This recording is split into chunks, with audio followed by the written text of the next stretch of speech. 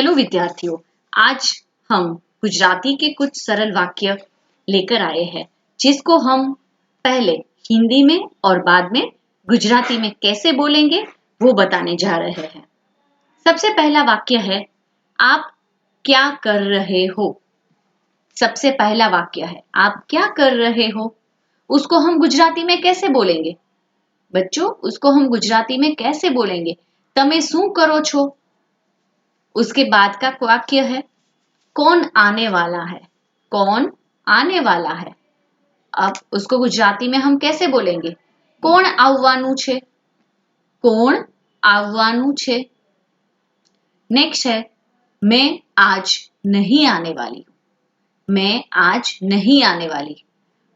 उसको गुजराती में हम बोलेंगे, हूँ आजे नथी आववानी। हूँ आजे नथी आववानी। उसके बाद का है, वो लोग क्या कर रहे हैं। वो लोग क्या कर रहे हैं। એ બધા શું કરી રહ્યા છે। એ બધા શું કરી રહ્યા છે। उसके बाद का है, आज कोई आने वाला है। आज कोई आने वाला है। गुजराती में हम बोलेंगे उसे, आजे कोई आववानु छे। आजे कोई आववानु छे।